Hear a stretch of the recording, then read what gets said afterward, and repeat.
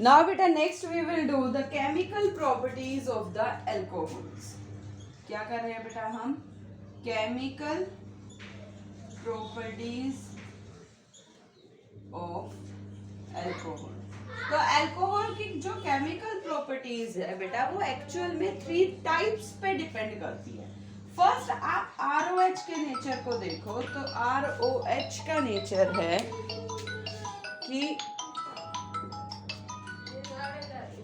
तो ROH के nature को अगर हम देखते हैं तो ROH का जो नेचर है उसके बेस पर ये देखिए ROH या तो ये बॉन्ड टूटे यानी it will show like this compound RO negative H positive यानी ये बिहेवियर एसिडिक बिहेवियर कहलाता है, या ये बॉन्ड तोड़े ROH वाला यानी R पे पॉजिटिव चार्ज और OH नेगेटिव चार्ज वाला कंपाउंड बने, या as it is as a whole compound will we go in the reaction part. कि ये 3 तरीके से केमिकल बिहेवियर शो करता है, या तो वो एसिड की फॉर्म में रिएक्ट करे मींस H आयन दे, या वो OH नेगेटिव वाले OH RO बॉन्ड को तोड़ दे, यानी क्लीवेज पे डिपेंड करता है. Those reaction involving cleavage of OH bond, those reaction involving RO bond and as involving alkyl as well as OH group as a whole. तो जब हम बात करते हैं सिर्फ O और H बॉन्ड की क्लीवेज के बेस पर तो बेटा ये 3 प्रॉपर्टीज जनरली हम कहें बहुत कम प्रॉपर्टीज ये शो करता है, ज़्यादा मुश्किल नहीं है. आप इसकी अल्कोहल की प्रॉपर्टीज बेटा इवन आपने 10th क्लास में भी बहुत पढ़ी हुई है. ये नहीं है कि 11th में या 12th में आनी ही है, ये कोई जरूरी नहीं होता. तो first part reaction involving, first है reaction involving cleavage of ROH. This OH bond की क्लीवेज के बेस पर बेटा हमारी रिएक्शन है. तो फर्स्ट रिएक्शन है एसिडिक नेचर. कौन सा है बेटा? Acidic nature. कि ये एसिड की तरह बिहेव क्यों करता है? अगर मैं इसके रिएक्शन ब्लू लिटमस से करवाती हूँ तो alcohols have such strength and do the reaction with blue litmus. और R पार्ट ये इलेक्ट्रॉन रिलीजिंग ग्रुप है और ये ROH जो है वो वाटर में जाके अपना कैसा बिहेवियर शो करता है, it will show the acidic nature. लेकिन ये बात याद रखना जो इसका एसिडिक नेचर है बेटा वो ये एल्काइल ग्रुप की वजह से कम शो करता है. अगर मैं कहूँ एक तरफ आपको वाटर दे दूं और एक तरफ आपको अल्कोहल दे दूं, ये वाटर है बेटा H2O और ये है ROH यानी HOH यानी वाटर, ROH यानी हमारा alcohol. Out of these two which are stronger acid, अगर ये पूछ लिया जाए तो इनमें से कौन स्ट्रोंग एसिड है? एसिड क्या होते हैं? जो अपना H आयन रिलीज करते हैं. एसिड क्या होते हैं बेटा? जो अपना H आयन रिलीज करते हैं. वाटर की भी अगर हम कंडीशन देखें तो वो H आयन के रिलीज की बात करते हैं. अब जो इस नेगेटिव चार्ज को स्टेबल कर देगा वही तो स्ट्रोंग एसिड होगा. क्या कह रही हो बेटा? जो इस नेगेटिव चार्ज को स्टेबलाइज्ड कर देगा that is the stronger acid. अगर आप चेक करो ये जो नेगेटिव चार्ज है इसके ऊपर H लगा है, इट डजंट मैटर कि अब क्या फर्क पड़ेगा क्योंकि H का हम एक जनरल रोल मानते हैं जिसका कोई इफेक्ट नहीं होता. लेकिन अगर हम O के ऊपर R ग्रुप को कंसिडर करते हैं तो R ग्रुप कैसा है हमारा? Alkyl group. R ग्रुप कैसा है? एल्काइल ग्रुप, या हम कहते हैं इलेक्ट्रॉन रिलीजिंग ग्रुप है.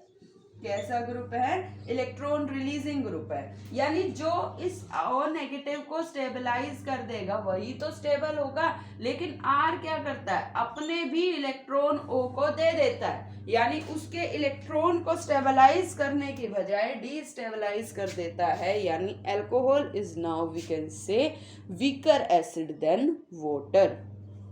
क्लियर है कि अल्कोहल इतना वीक एसिड है कि वो वाटर से भी वीक हो जाता है because of the presence of alkyl group. अगर हम प्राइमरी सेकेंडरी टर्शरी की बात करें the same situation arise then what we will have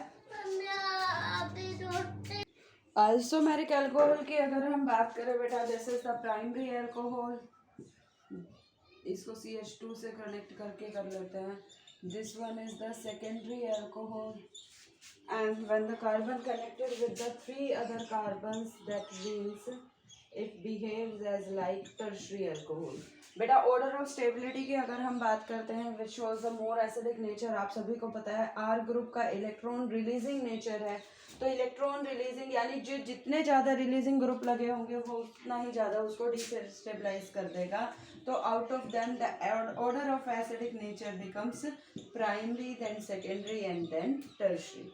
तो बेटा ये थी फर्स्ट एसिडिक नेचर. सेकेंड आ जाती है बेटा इसमें रिएक्शन विद मेटल, कि अगर आपको एक चीज़ पता है एसिड की रिएक्शन अगर हम मेटल के साथ करवाते हैं तो it will release hydrogen gas along with the salt.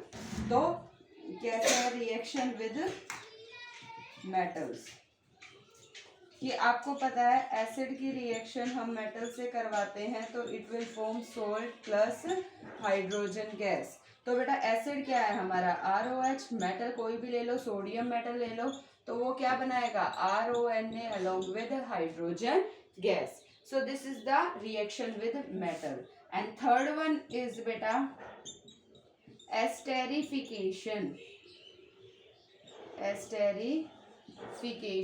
Esterification क्या होता है? Ester formation. जब हम एसिड की रिएक्शन अल्कोहल के साथ करवाते हैं then what we will get, we get RCOOR along with H2O. यहाँ से ये H जाता है, यहाँ से OH जाता है and we get the ester. This is the fruity smell and this also confirms the presence of acid. यानी esterification, या हम acid ले या एसिडिक एनहाइड्राइड ये या एसिड क्लोराइड ले, we get the ester. So these are the reaction which involves the breakage of the ROH bond. Clear है बेटा. नेक्स्ट अब हम आ जाएंगे ROH बॉन्ड की ब्रेकेज के रिगार्डिंग, जिसमें हम बात करते हैं सेकेंड टाइप ऑफ रिएक्शन. बेटा ये वो रिएक्शन है जिसमें हमने प्रिपरेशन ऑफ हेलो एल्केन किया था. किसकी प्रिपरेशन की थी बेटा? हेलो एल्केन की प्रिपरेशन की थी, RX की प्रिपरेशन. तो second reaction involving ROH bond. अब बेटा ROH जब बॉन्ड टूटता है तो उसकी रिएक्शन अगर हम HX से करवाते हैं तो RX बन जाता था along with H2O. This is presence of ZnCl2. Lucas reagent की प्रेजेंस में होता था. या हम कोई भी और रिएक्शन करवाते थे फॉस्फोरस के हैलाइड के साथ, कि ROH की रिएक्शन PX3 से करवाओ, या ROH की रिएक्शन PCl3 से करवाओ, या PCl5 से करवाओ, या हम रिएक्शन करवाते हैं PBr3 से करवाते थे, या हम रिएक्शन PI3 से करवाते थे. सो हैलाइड्स के फॉस्फोरस के हैलाइड्स के साथ जो रिएक्शन करवाते हैं then what we will get RCl, RCl, RBr, RI. This is the side product हमारे निकल जाते हैं बेटा. जैसे इसमें निकल जाएगा PCl3 में H3PO3, इसमें निकल जाएगा बेटा हमारा अगेन इसमें POCl3, इसमें H3PO3, अगेन H3PO3, H3PO3. और अगर हम अल्कोहल की रिएक्शन SOCl2 से करवाते थे, थायोनाइल क्लोराइड ROH की reaction, then what we will get RCl plus SO2 plus SO2 plus HCl gas will be released. So this is the proportion of the ROX bond. कि ये bond तोड़ के हम क्या बनाते थे? Alkyl halide. So these are the reaction involving breakage of this bond. Next हम करेंगे जिसमें हमारा पूरा अल्कोहल यूज़ होता है. ठीक है बेटा.